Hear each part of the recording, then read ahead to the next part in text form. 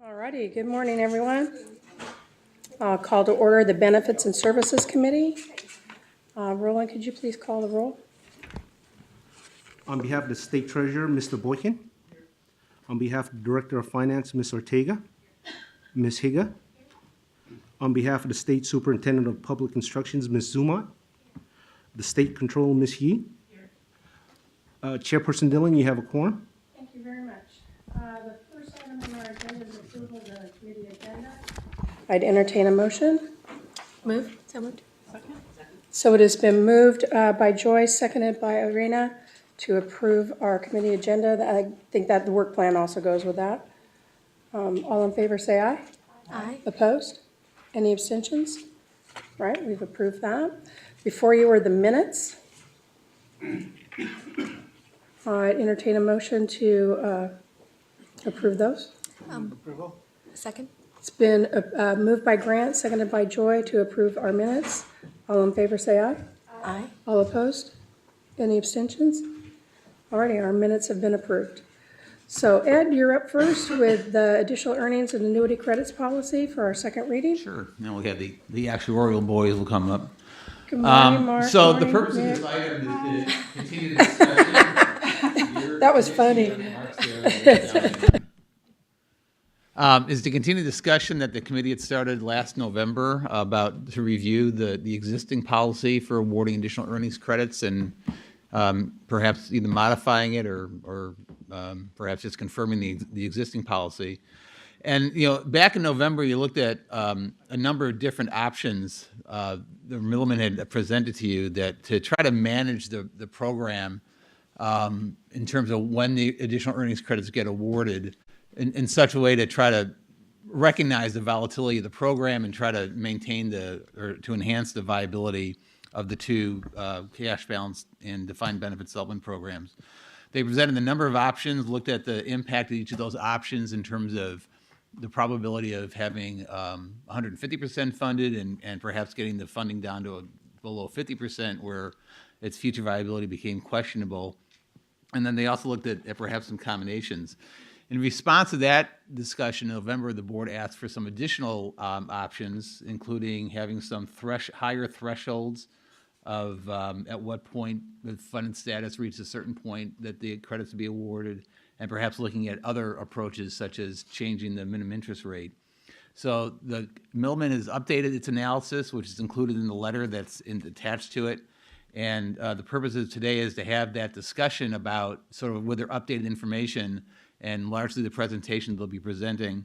I just want to remind the committee that the intent at this point, as far as this meeting is concerned, is to get some direction from the committee as to which approach or approaches you would like to have Milliman and the staff pursue to present to the board as a policy in April that would then become the basis for awarding additional earnings credits in the future, including in June of this year.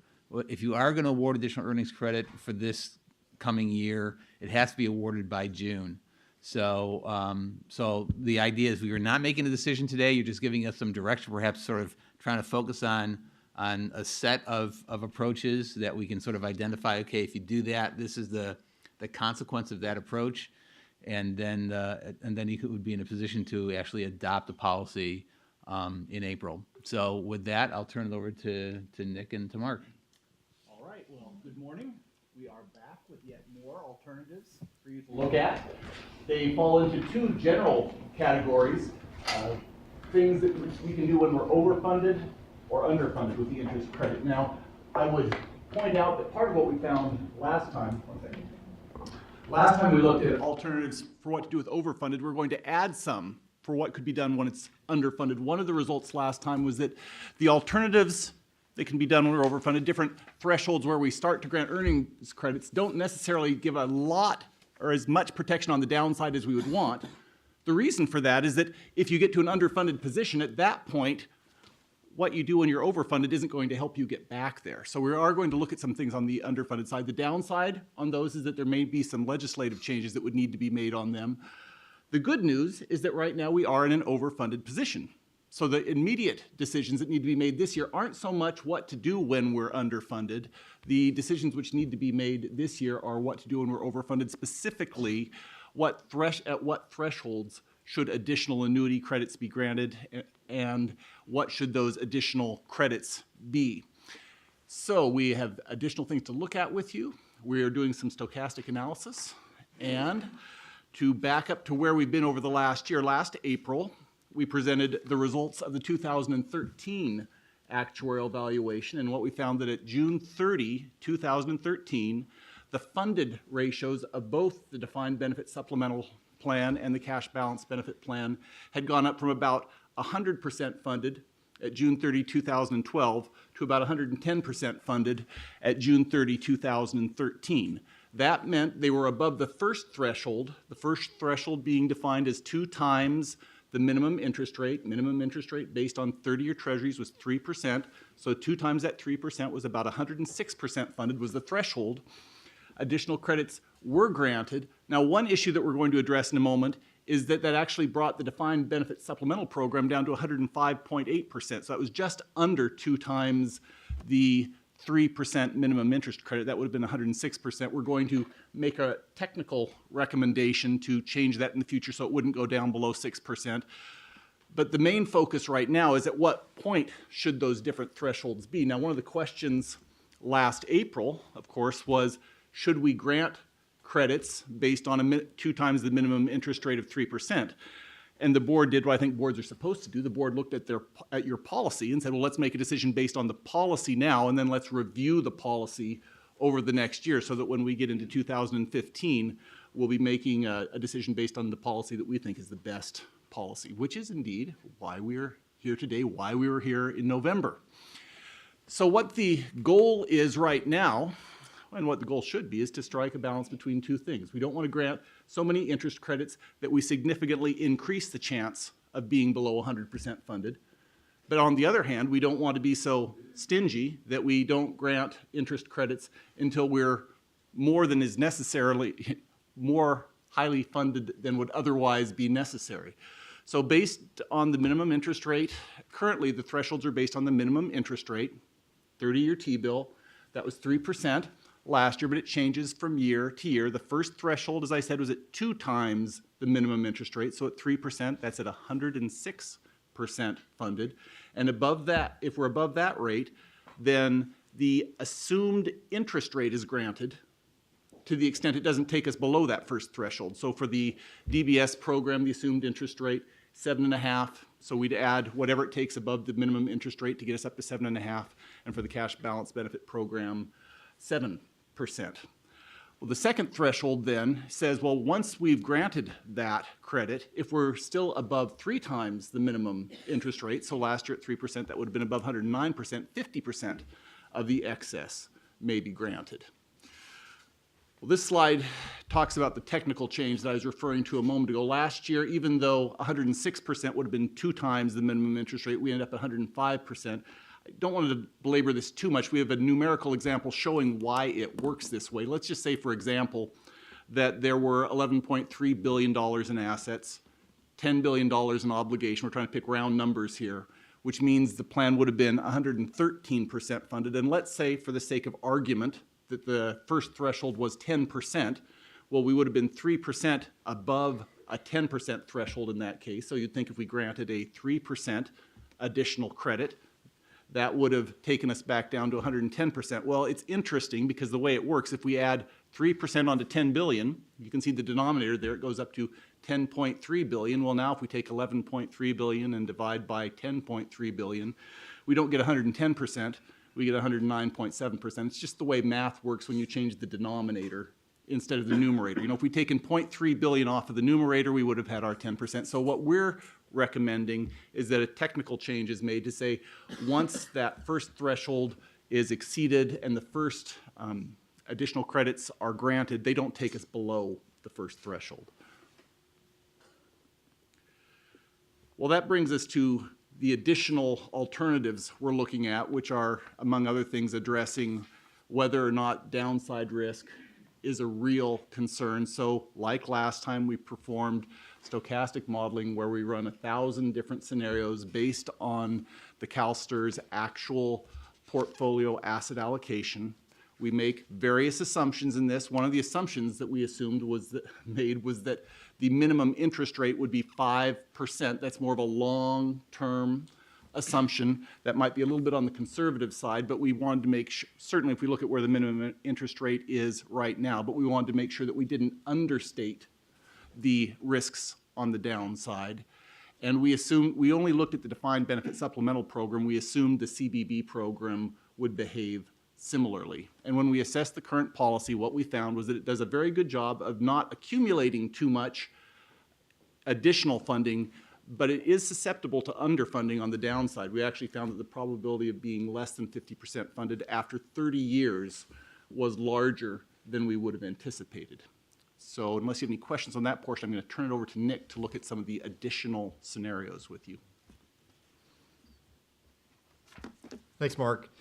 This is exactly what we showed you last time. This is the current policy, and as Mark said, we're trying to quantify the probabilities of being, hitting the upside or the downside. Obviously, the reality is only one actual path is going to occur, but looking forward, we wanted to address what the probability of that path was downward, and the red area there is, shows less than 50% funded. We don't know exactly what the magic funding level is, but we're pretty sure we don't want to be less than 50% because it would be very hard to come out of that without additional contributions.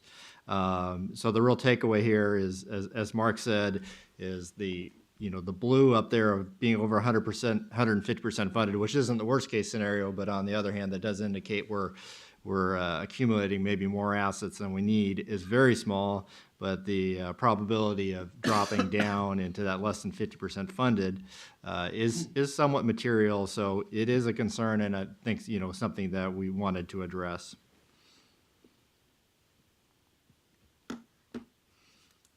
So as we talked about last time, there's basically three ways to if we wanted to modify the current policy, and there's really an unlimited number, but there's only three sort of different things you can do. One is who gets additional credits. If you remember last time we looked at what if we didn't give additional credits to the retirees. And as we talked about, the reason for that is that they're kind of already guaranteed 7.5%. So giving them additional credits on top of that is sort of an additional bonus. Whereas, the actives, they're getting a credit that's less than 7.5%. Generally, the minimum interest rate is. So the goal is to fill them up to 7.5%, not to take them above 7.5%. And I'm going to talk a little bit more on an alternative similar to that later.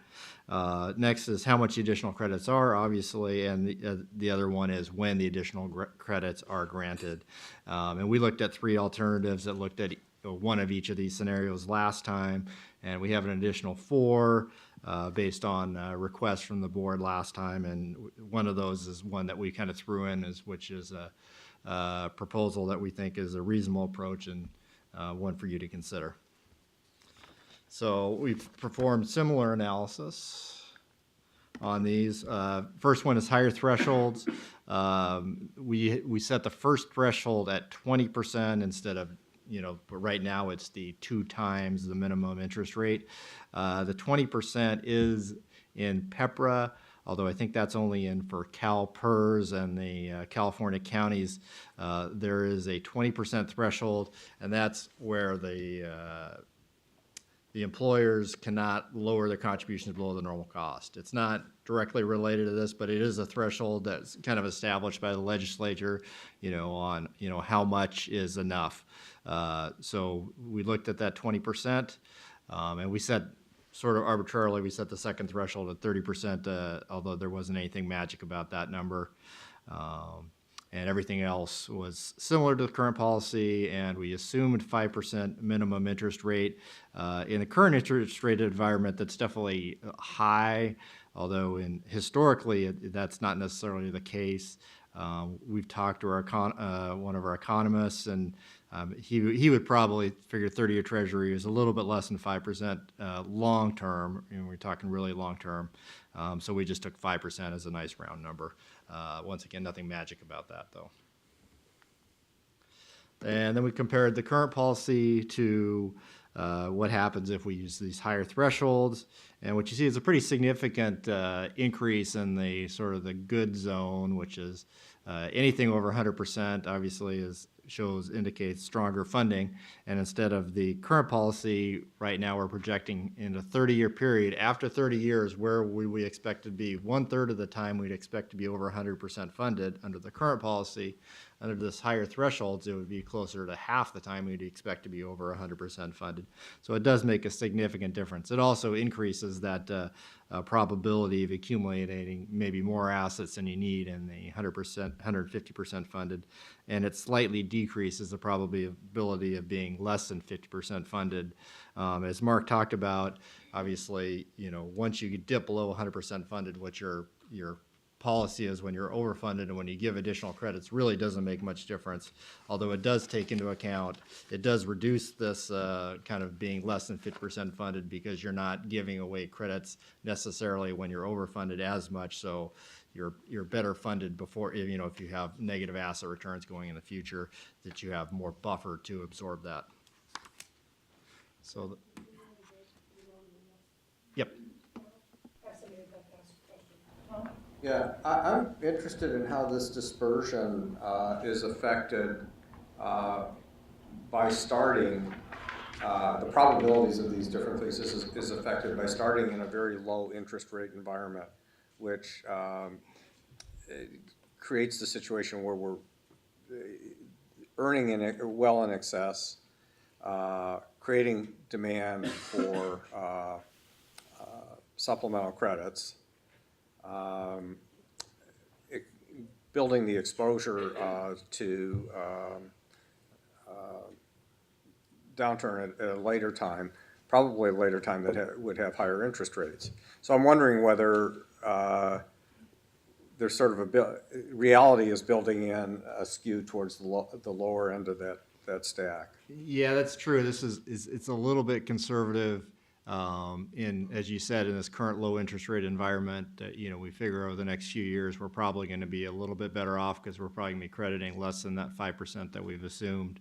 But we've tried to look at this as a long-term venture. So if this policy was in place, whatever the policy is in place 5 years from now or 10 years from now, when interest rates have Different because the guaranteed credit is low, but the supplemental credit is high.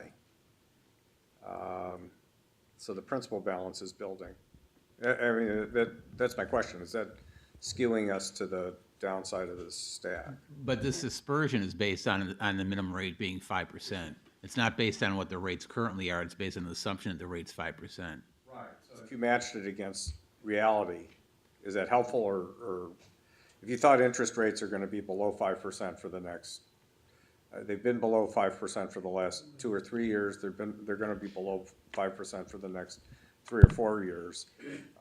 Does that mean that we're going to have more supplemental credits and that your model's a little bit off?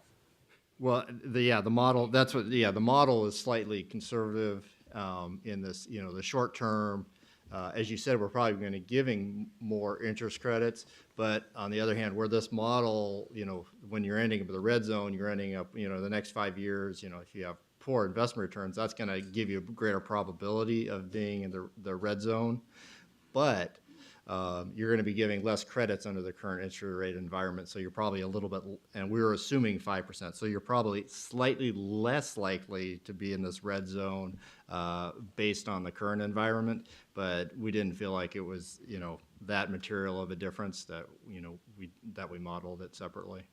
I thought the bigger problem was the risk to the plan of the supplemental credits compounding. Well, on the upside, what happens here is you have a smaller minimum and a larger supplemental, but added together, they still add up to 7.5% for the DBS or 7% for the CBB. The total is still the same. It's just that we've changed if we have a 3%, we're going to have a smaller minimum that's credited and the supplemental's larger, but the total doesn't change.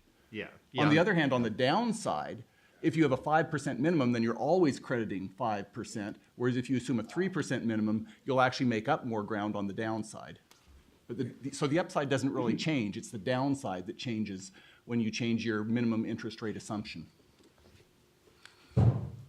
Okay, I'll talk to you offline. Okay. I don't think, I may still not be answering your question, I apologize if that's it. I may just be wrong about how the numbers work, but All right, I don't. go ahead, Nick. Okay, thank you. Second alternative is dealing with retired benefits. We talked about how the current conversion effectively guarantees the 7.5% because we convert at 7.5%. So we take their account, we convert it to annuity. And basically what that is saying is that that annuity, if it earned exactly 7.5%, would be exactly equivalent to, the $100,000 or $50,000 or whatever somebody had in their account. So we set these, on our actual equivalence basis. So the value of the account, so somebody taking a lump sum would effectively get the same value if they could earn 7.5% as somebody who, with the annuity. Now, the reality is if somebody takes the retire annuity, they're effectively get that guaranteed 7.5% plus, assuming we earn 7.5%, then they're actually going to get those additional annuity credits, so they're actually going to effectively get much greater than 7.5%.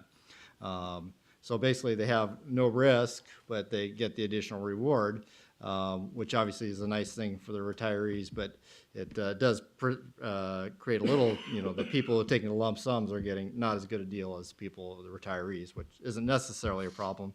But is one thing if we were trying to really make it what we would say actual equivalent is we'd take into account the fact that we expect the fund to earn 7.5%. If the fund earns 7.5%, they're going to get additional additional annuity credits. Therefore, we would bake that in when we converted the account to an annuity. So effectively, it'd be equivalent to converting at a lower conversion rate instead of 7.5%, which would result in a lower annuity value than under the current approach. But really what we're doing is we're still using 7.5%, but then we're just recognizing the fact that there's an assumption that they're going to get additional annuity credits.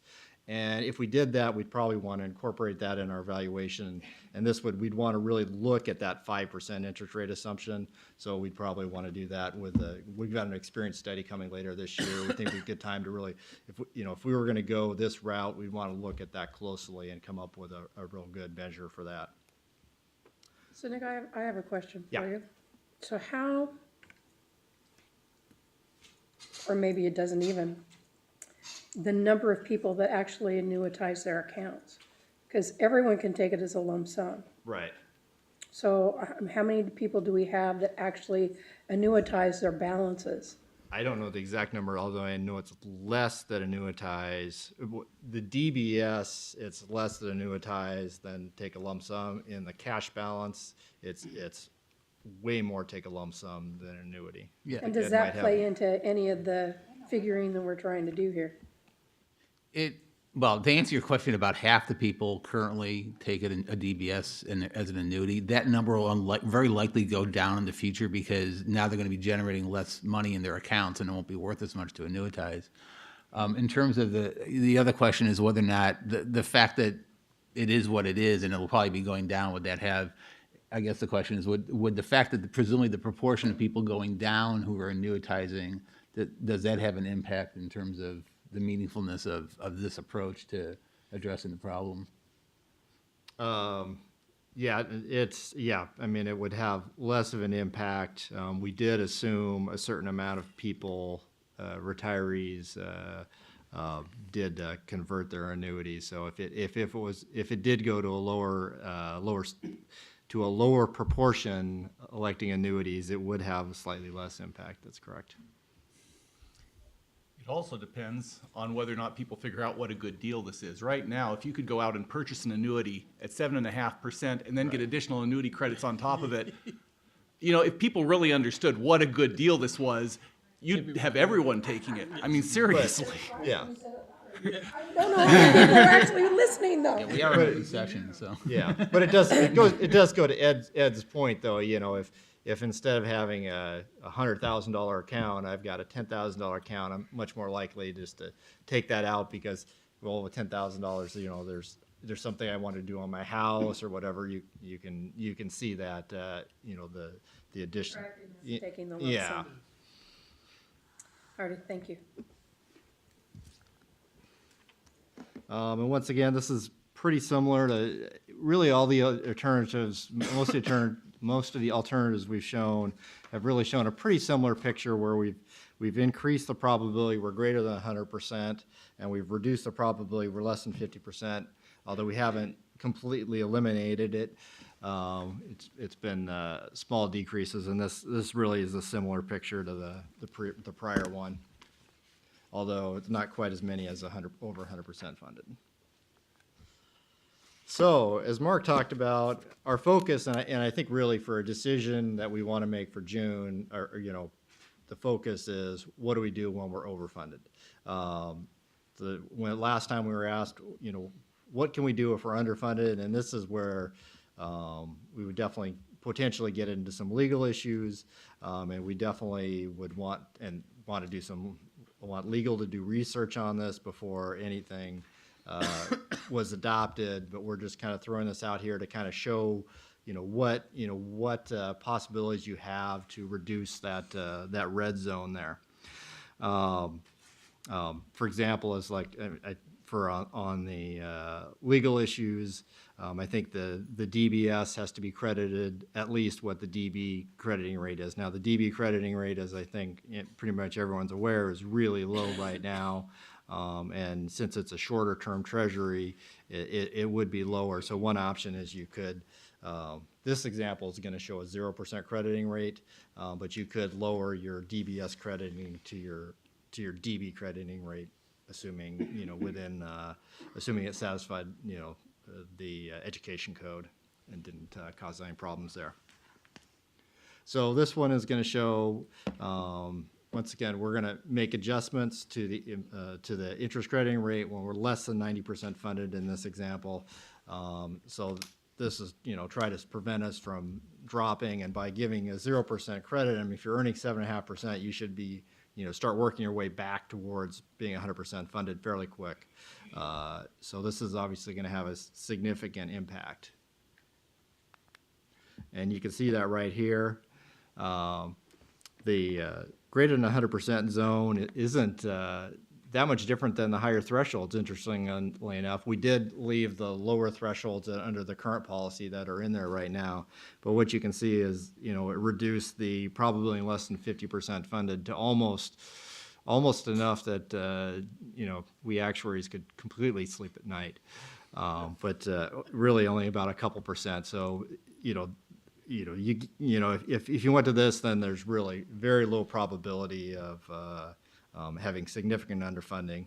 The yellow zone, if you're less than between 75 and 100%, that's reasonable. You're going to have usual going up and down in the funded levels, but this obviously has significant impact. If we went to something like using the DB crediting rate, it's going to have less of an impact, but it would definitely reduce the probability of being in that red zone. So with that, I will turn it over to Mark. All right, so we were asked, what would we recommend that you consider? And we would recommend that you consider a combination of the things which have already been discussed. So first, a combination of alternative 1 and alternative 5. Now, we've only talked about alternatives 4 through 7. So if we go back to alternative 1, which we addressed last time, that's where the first threshold was set at 1 standard deviation, and the second threshold was set at 2 standard deviations. And just for a moment, I'd reflect on what it means to have a 1 standard deviation threshold.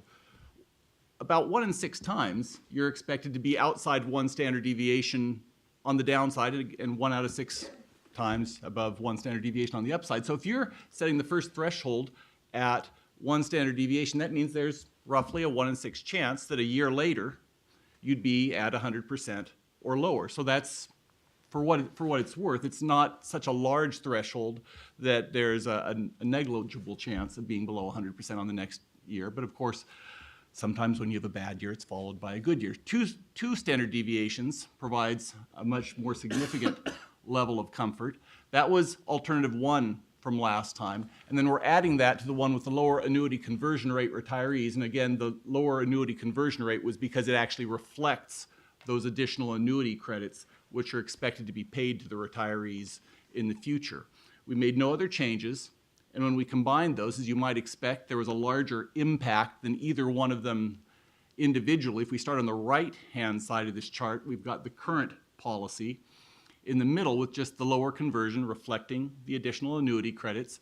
We can see that there's less chance in the red zone of being under 50%, very slightly larger chance of being over 150%. And then when we add on raising the first threshold up to 1 standard deviation, the second threshold to 2 standard deviations, there's an even smaller chance, around 14%, of being 50% or less. Now, I should point out that actually what we used in this scenario for 1 standard deviation was 15%, and for 2 standard deviations was 30%. That was on the prior slide.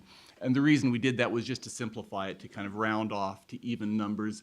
If you used a 15% and 30% threshold, you wouldn't necessarily need to be going back and looking each year at what the standard deviation was this year, although you could, if you got far enough off, change back to that. Again, that would be a board decision, but we didn't go strictly with 1 and 2 standard deviations on this. We did a 15%, 30% for the 2 thresholds, just for simplification. Yeah, just a reminder, the standard deviation is about 14%, so you'd be 14 and 28 if you tried to match it exactly. Thank you. This is actually my favorite chart, which is the same as what was on the page 15 of the materials, the Benefits and Service Committee materials. And this shows for all 7 of the potential changes that we've shown so far, the probability of being below 50%, above 100%, and above 150%. Just to review the 4 that we did last time, well, actually, we have the current policy up at the top with no changes. Then we have the higher thresholds. That's where we increased the thresholds to 1 standard deviation, or 14%, 2 standard deviations, 28%. Non-retirees only, that's where retirees were no longer given additional annuity credits. The reason for that being that we annuitized them at 7.5%, so they already had the expected value of 7.5% going forward, so we weren't going to give them more. The 4th alternative was where we changed the investment return assumption to 6.5%. So that means that those additional earnings credits and additional annuity credits would be 1% or 0.5%. Well, this is the defined benefit. We looked at the DBS program, so 1% lower. It also means that retirees would be annuitized at a slightly lower rate. And then the 4 that we looked at right now. Things that stand out to us are that the only one that gets a really low probability of being below 50% funded 30 years out, based on the assumptions that we used, was the one where we actually did something on the downside, second from the bottom, where we gave no credit when the fund was below 90% funded. And actually, the last one we looked at, the combination, what we got just over 50% probability of being over 100% funded at the end of 30 years. And we did get down to 13.9, or about 14% probability, which is smaller than the other scenarios, except for the no credit scenario of being in the red zone or going over to the dark side, whatever we want to call it. At any rate, that takes us to our conclusion. Our recommendation then would be to adopt the technical change. We've kind of strayed past that one, but that was the one where last year, instead of going down to 105.8%, we would have stayed at 106%. Just say that the first threshold, whatever it is the floor. Consider alternative 7, that's the combination that we just talked about. And I should point out too that there's the 2 parts of that combination on alternative 7. The thresholds are a simple decision. Once the decision is made, there's a simple decision to implement. We just say we're not going to credit additional credits until we're above 115% funded. To change the annuity rates is a little bit of a longer process. That's actually asking the actuaries to work with staff, or maybe staff to work with actuaries, because there's a lot of work in terms of implementing that. It even gets into communications and a large variety of other things, but we think that would be a good idea. That was the one that we're recommending for consideration. Maybe you'll have many more for us to look at by next time, I don't know. And then lastly, to defer any changes pertaining to reductions in the minimum interest rate when the program is underfunded until further study and legal review is completed, because currently it looks like there would have to be changes to the law, and yet we think that should be pursued, because that was the one alternative which really made a substantial reduction on the downside of being below 50% funded. So if you have any questions, we would be very happy to answer them. All right. I was gonna say I didn't have anybody in line, then everybody jumped in. All right, Grant, you're up first. Thank you. Thanks for the presentation. You know, I don't necessarily have specifics, but I think in general, we would support making the program more conservative, so support the alternatives. I think what's different about this program, or not, I think, what is different about this program compared to the DB, if you look at the assets as a bucket and a spigot at the bottom, benefits going out, we can't turn up the tap in terms of contributions going in. And so I think it makes sense to think a little bit differently about this program. One question I had is the thresholds we have are based on 1 year performance. Would it make any sense to look at changing it so we look at the funded status over a period or the lesser of 1 year or 3 year sort of rolling average? Do you mean looking at investment returns over the longer period or the funded status over the longer I mean, the period? threshold is sort of, it interplays with the funded status. And so if we look at the funded status over, I mean, because it changes year to year and with smoothing it, I don't know, it could be good or bad, depends. Yeah, it's an interesting thought. I mean, obviously, if, yeah, I mean, as Mark talked about, if, your market shot up 1 year, it might drop down the next year. So if you smooth it out, that wouldn't happen. Now, obviously, if the market shot down, then, you would probably not be in a position to be doing the credits, but Yeah, I don't know what you think, Mark. Yeah, I don't know all the decisions that were made initially with this fund, but it's interesting to note that we use market value of assets, not a smoothed value of assets on these funds, which means that it already responds more quickly. So one change that could be made would be to change to an actuarial value of assets. That would have much the same mechanism. I like the current mechanism because it responds quickly. Now, as we noted, we're not actually doing anything on the downside. Responding quickly does mean that you start giving higher credits more quickly, but it also means that if the funded status falls, you stop giving additional credits more quickly. And in the case of these funds, I think that's a good place to be. But that's certainly something that we could look at in more detail. I wonder if there's a way to do it kind of asymmetrically, where we, Yeah. Yeah, one thing I would say though is if you take last year when we came around to the interest credits, the market had done well, so we were looking at doing the credits, but we were already doing it next year. We already knew it was going to be a good year for 2014. If the board had known it was a bad year, then you might have made a different decision. But you effectively do sort of have where you were as of June 30, 2014, but you also have an idea of what that next year is going to be. So it does kind of give you that second year, and it allows for board discretion. If you wanted to do it asymmetrically, I'm just throwing out ideas, but one way to do that would be to take the lesser of market assets and actuarial assets. So that way, when it went up, when the assets went up quickly, the actuarial assets would trail, and you use the actuarial assets. When the market went down quickly, you'd use the market assets, and that would cut it off more quickly.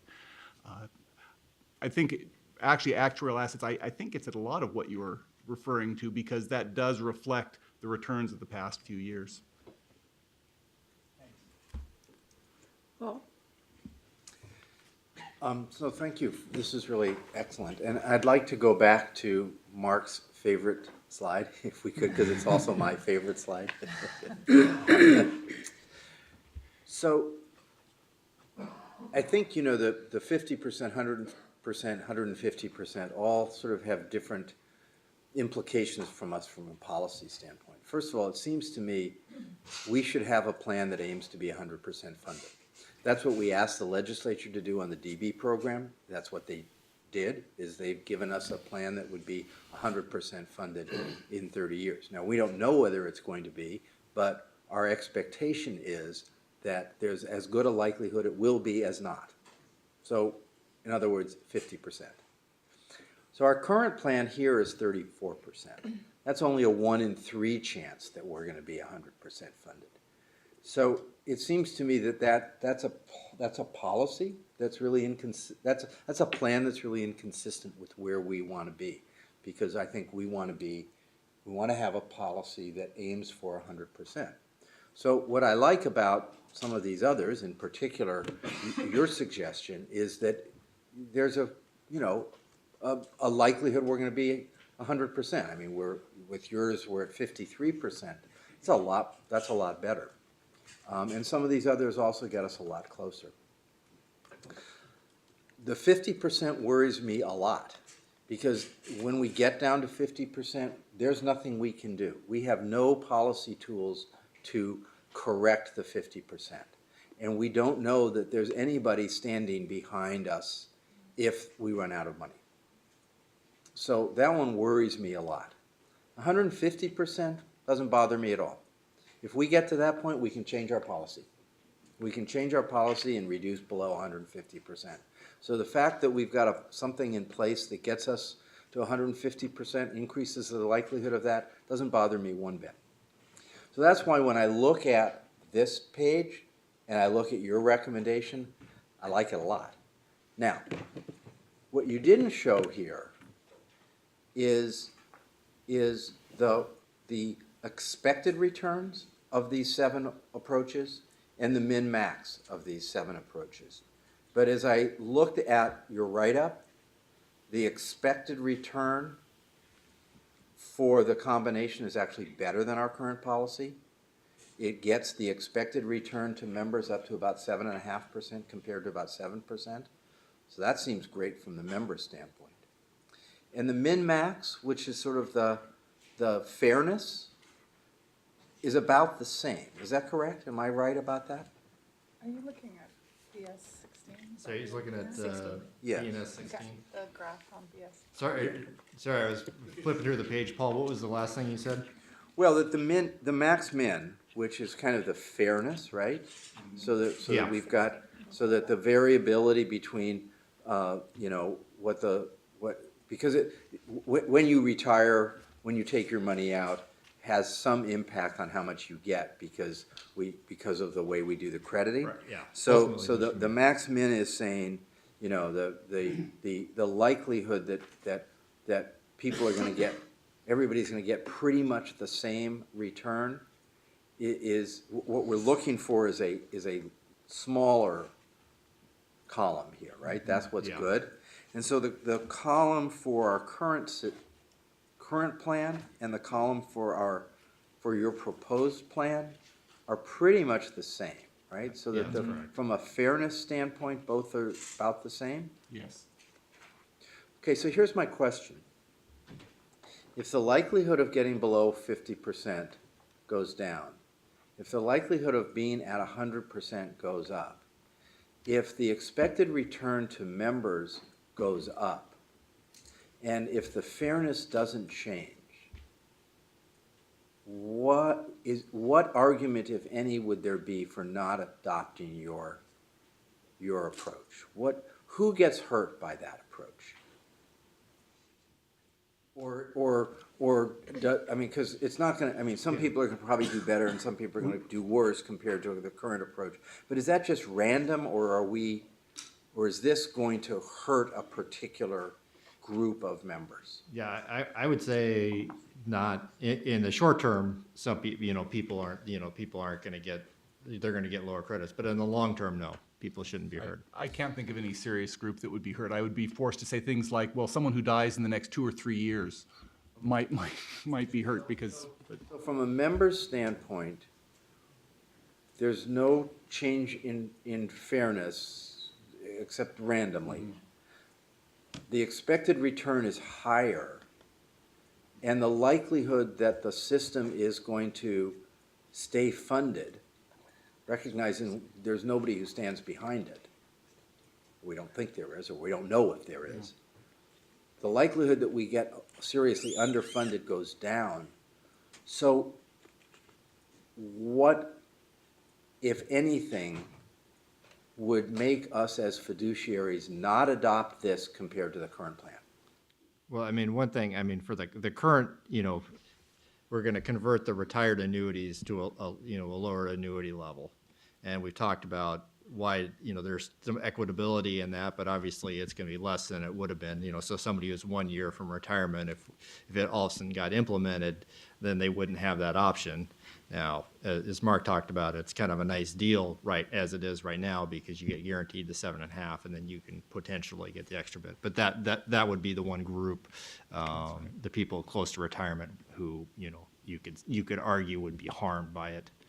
But I think it's a reasonable deal because they can't go out in, the open market and get 7.5 or even 5%, if they went to purchase an annuity. So I think it's still a reasonable, deal. Brian, did you?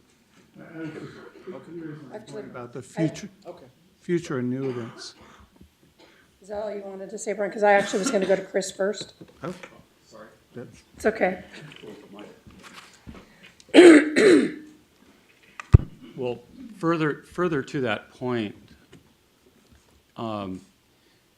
with respect to prospective annuitants, it looks like you get to the same result or roughly the same numbers if you maintain the current policy of annuitizing based upon the assumed rate, but then eliminate the possibility for future annuity credits. The numbers look pretty close. So I'm just wondering, is there any basis to favor one over the other in that situation?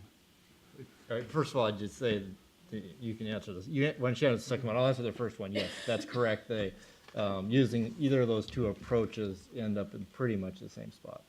So if there is a reason not to change the conversion methodology, you could still get to something like the numbers in combination in your recommendation using a slightly different methodology.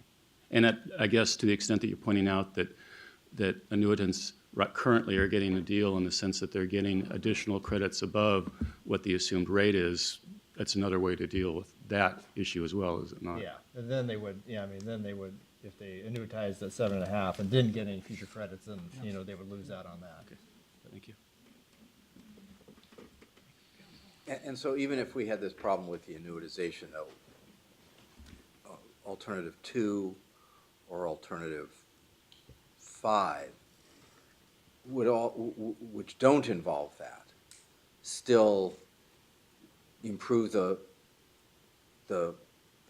reduce the likelihood of getting way underfunded. Correct. And also looking at BNS 16, don't affect expected returns or fairness. So seems to me those are also options that are better for the members than the option we've got now. Yeah, they do end up being roughly equivalent. It probably ends up being as much as anything of the way that the board thinks about it. If you want people to get the same annuitization factors they have right now, then option 2 comes closer to that. If you want them to keep getting the annuity credits, the second option, or the fifth option is that. The fifth option also reflects more directly the current funding status of the trust. It'll pass less through in bad times, more through in good times. So Brian, did you have anything else that you wanted to? I just want to make sure, I wanted to make sure that Chris's comments were, I echoed them, that. I'm sorry, could you say that Yes, again? I'm sorry. The additional earnings credits are not any sort of vested right, they're discretionary. So dealing with the future annuitant issue by manipulating a non-vested right is probably something that you should consider in the policy. Rick, did you have anything you wanted to add? No, but the 5% conversion rate on the downside helps a little bit because when the market drops, people will still be getting 7.5% annuities under the current policy, but under the 5% conversion policy, they would be getting 5%. And under either situation, there wouldn't be any additional credit. So there's a little bit better downside protection to the 5% than the current. Now, the other thing in terms of to sort of complement Brian's comments is that the statute specifically provides that the board could award an additional earnings credit and not award an additional annuity credit. So the law already contemplates the possibility that you could decide not to provide additional annuity credits even though you do provide additional earnings credits. So you wouldn't require any statutory change to do what Chris was suggesting, or what the third alternative there, the non-retirees only, would provide for.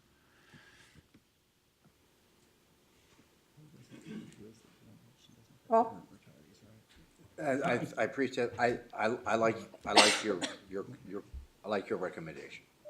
Yeah, it actually does provide a little bit more protection on the downside. You're not seeing that here. The 17.2% is reflected in both for the 50th percentile, and you might wonder why that is. Part of the reason is that the future annuity credits doesn't affect the current, changing the annuitization factor doesn't affect the current retirees. They've already retired, whereas changing the future annuity credits does affect the current retirees. So you're actually impacting a slightly different group of people between the two options. But long-term, changing the annuitization factor, for the reasons Rick gave, should give you a little bit more protection on the downside. Thank you. Joy? So I just have a couple of questions, and I guess I want to follow up on the comments that Chris and Brian, you made about the annuitization. So with the combination, the last option here that we talked about, is there more that we would need to explore on that option in terms of changes to the annuitization? So I wasn't sure I understood what, if there's more that we need to look into with that option.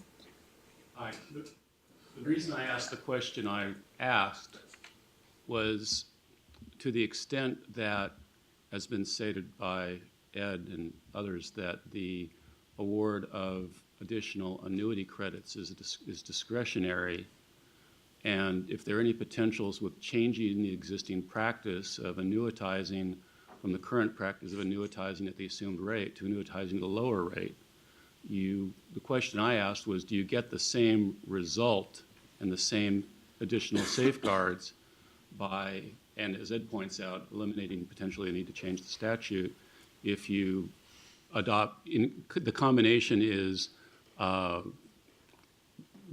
second alternative below current non-retirees only, as opposed to changing to a 5% conversion rate. And so the reason I asked the question is, was there any reason to favor one of those over the other? I think Rick pointed out one, but that was the sole purpose of asking the question. The broader question, I think, at some point in time, you should ask Milliman is, are there any other options?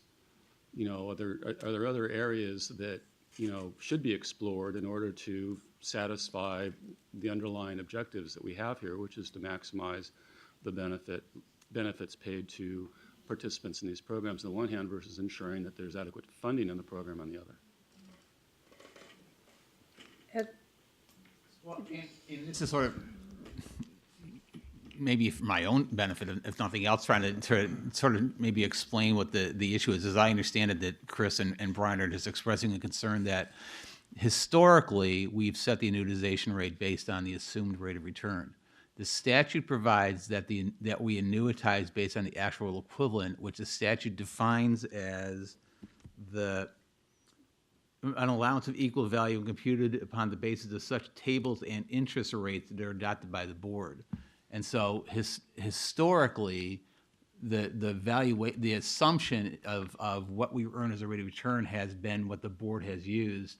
And I suspect the question is if all of a sudden the board decides to base it on the assumed T-bill rate as opposed to the assumed return rate, would that constitute a violation of their vested rights? Is that the concern? That's the potential. I emphasize Right. potential concern. Right. And so the question is there's a potential ambiguity about that, and so if you can get there some other way, is it worth that issue? But as Rick points out, there are other reasons perhaps why you might want to go that way. Okay. So I think the only other comment I'd make is that just to Paul's underlying point about pursuing a change that will reduce our risk of being below 50%, and it looks like several of the options that you presented would not have a significant adverse impact on the members in general. Looking at the chart on page 16, I think it's important for us to really seriously consider them. Tom? Okay. So I have a question about this mainly because of, an absolute vested right and and assumed in your plan a set of discretionary acts over time and hitting a balance of fairness for participants. Also mindful that last April, when we granted the supplemental credits last, it was a really tough vote. And it could be a series of very tough votes depending on markets going up and down every year, which makes me think that we should look for something that's a little bit more stable as a resolution. It strikes me that you have two sort of investments that the plan participant makes. He's getting a fixed income or fixed return investment based on the current, the minimum interest payment, and kind of like a floating equity interest in the fund as a whole. And it would strike me that a lot of complication, a lot of risk to the fund would be eliminated, and a lot of and a lot of potential issues of fairness or tough votes or whatever would be sidestepped if the policy were such that the supplemental credit was granted not year by year for the whole class of participants, but at retirement or termination within the plan. And you could look back and say, okay, you've been in it for 20 years, and on balance it earned 7.5% a year, so you get the supplemental credit at retirement and annuitize it that way.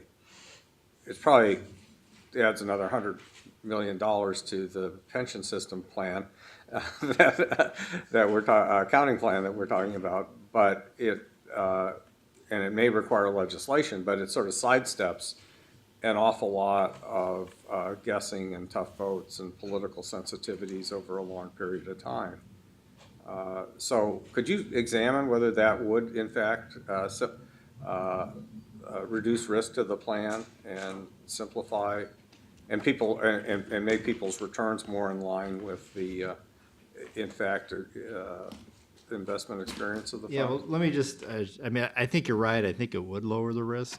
I guess my concern was the person who retired in June of 2008, you went back 30 years and then you gave them, you know, an 8% credit. And then the person who retired in June of 2009, if you went back and then, you're saying you'd go back and do the whole credits? I mean, then the person who retired in June of 2009, all of a sudden, they're only going to get a 5% credit, whereas that, you know, the person who retired, you know, the previous year, it seems like then you could get some equitability issues that, you know, if we did this chart that we have here, then we'd have, you know, much more variation between people would be my concern. You could, in dramatic years, but the alternative is you're creating quite a bit of subsidization internally. The other way. Ed? Yeah, I guess two concerns. One is I mean, administratively, that would be incredibly difficult to do because you'd have 12,000 people retiring in any one year. Each of them would get a completely different credit, and we have to calculate what it is based on their own career pattern. The other thing is and this is just more of a concern. I mean, I don't know that there's any basis for it. I would worry about whether or not it would appear that the program is no longer definitely determinable benefit because it's going to be so predicated based on the returns of that particular person that it gets away from the notion of a defined benefit. But it may not be the case, but it's a very different benefit structure than what they're currently in. Because it sounds much more like a defined contribution plan at that point. Right, and actually what we're doing is much more like a defined contribution. Well, you have a defined contribution and a defined benefit. Sort of. Both. Yeah. It is and it isn't. I mean, you know, I think the issue that what brought this to a head in terms of why I think part of the reason why the decision was so difficult last time is that the policy that existed was based on a short-term interest rate, which was very low. The approach that Milliman is suggesting gets away from that entirely, and it's going to be based on sort of long-term, volatility of the plan, and some adjustment made to what a retiree's annuitize at. So it gets away from that, from the issue that was existing at the time that the vote was taken last year. And it substantially reduces the risk to the program. Well, yeah, I agree that their suggestions are an improvement. I'm not sure that it would alleviate a whole series of tough votes whenever either there's a very difficult performance year or there's a big gap between long-term interest rates and fund performance, and how the politics there work out. I mean, I think we passed by one vote last time, so.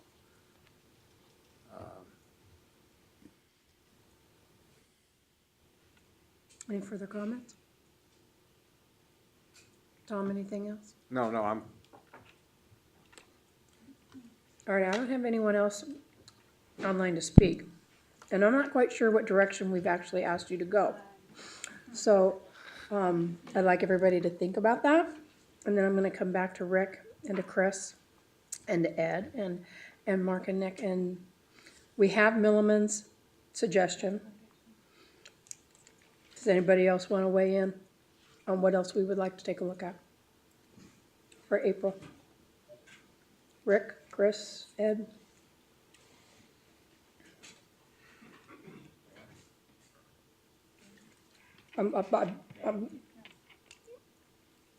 If you want Tom to go first, or I'm coming to you guys first.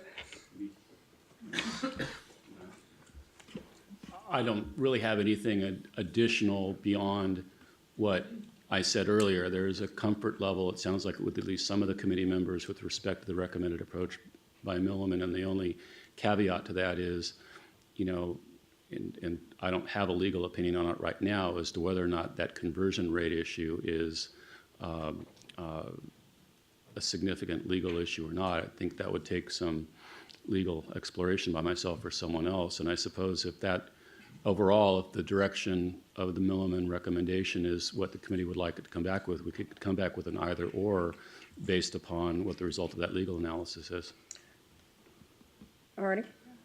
Yeah, and I would say you're not going to adopt, I mean, that piece can wait, you know, if you could do it in two steps, the first piece being the higher thresholds, and then the second piece, you know, being deciding how you want to do the retired annuities.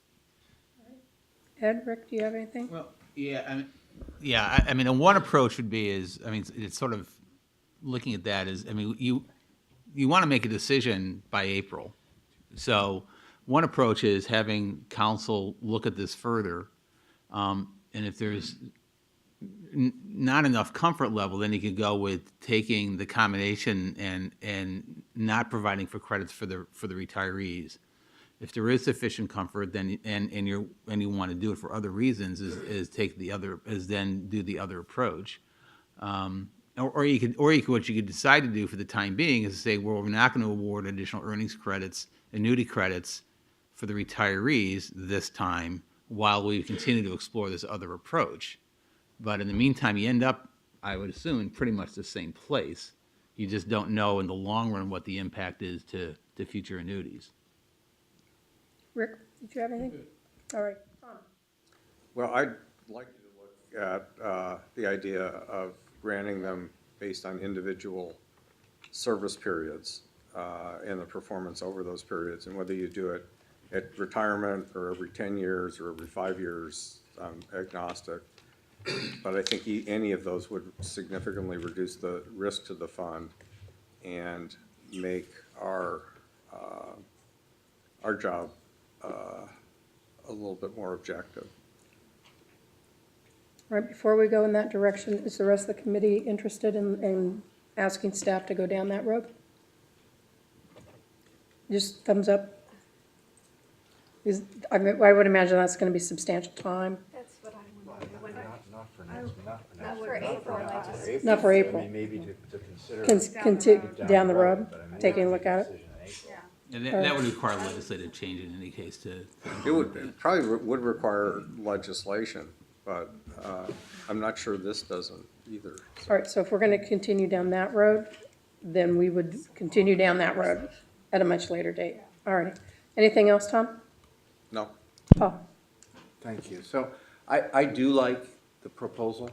And I would say that the only concern I have is that we don't get hung up on the legal issue of changing the annuity rate. And I think the way Nick put it makes sense, which is, maybe it's two parts. Maybe we can just address the higher threshold, which again, from the standpoint of what I think is important, getting closer to 100%, reducing the likelihood of not getting below 50%, and the expected return and the max min, both alternatives 2 and 5 are better than our current policy. So I don't want to get hung up on the annuity issue such that we don't make any change. Maybe we make a two-phase change, but it certainly looks to me like alternatives 2 and 5 are better than what we've got right now from all perspectives. And therefore, I would like to move in that direction. Maybe the full package of 7, or maybe we take it in 2 pieces and just raise the thresholds. So anybody else want to weigh in? Marina? Yeah, I agree with what Paul is saying, and so I want to, in terms of what we're asking to be brought back in April, I would definitely want the item to be presented in a way that we could clearly take action on what we could agree on at that time, even if we needed additional legal review or whatever other analysis might be necessary for the other part, so that we are moving in the direction of making the one change at least in April. And Tom? At some point, I'd just like to revisit this question of whether a prolonged period of lower interest rate really doesn't skew your results down to the bottom of that stack, because that would be a risk. Alrighty, so it looks to me, Tom, you were through? You were through? No. Yes, I think. Okay. No means Yeah. yes. No means yes. So it looks to me, so I'm going to try to wrap this up and roll, and you can try to help me, all right? Maybe a deeper dive on 2.5 in the combo, legal analysis. If there's any tax implications, then we should have tax counsel, thank you. I was going lawyer, advisor, no. Tax counsel also weigh in on those 3. And Rick, Brian, Ed, do you think we need anything other than, for a further analysis, do we need to have anyone else weigh in on it? No, I just want to make sure because we've been throwing around alternative numbers, I want to make sure we're all on the same page about what those So I would say alternatives are. 2 would be the non-retirees only? Okay, so they would not get an annuity credit. No, I think that's not making it. Okay, wait a Okay. minute, Paul? Because that's what I was, I'm wondering, I'm going back to what Irena said. can you go, I'm sorry, let me put you in. Which is that we want something we can act on in April. So how much, it sounds like we're asking for lots of analysis, which would make it difficult again to act.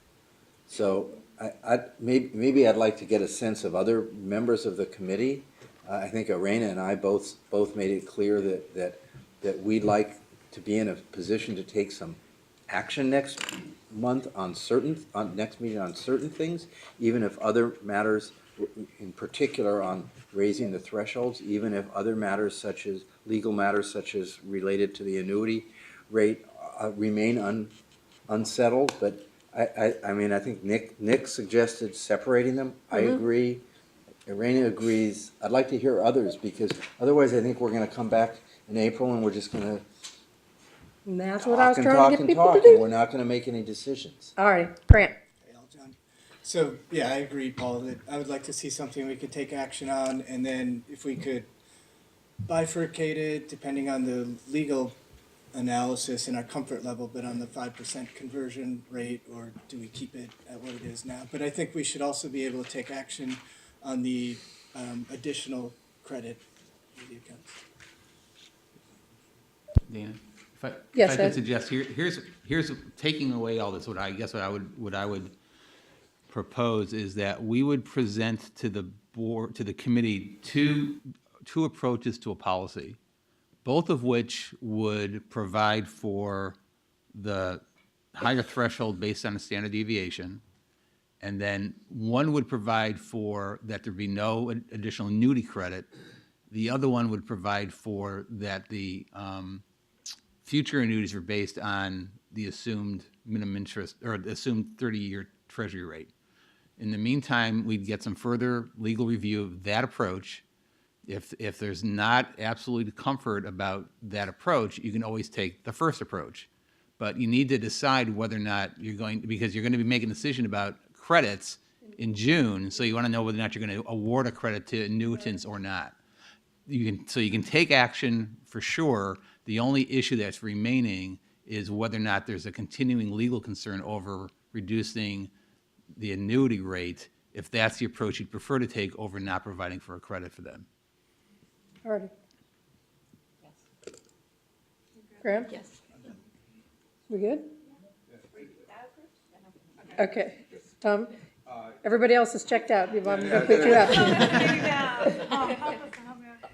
I just wanted to point out that we could use, if we are hung up on these things next year, and reducing the annuity rate is a big deal. And makes,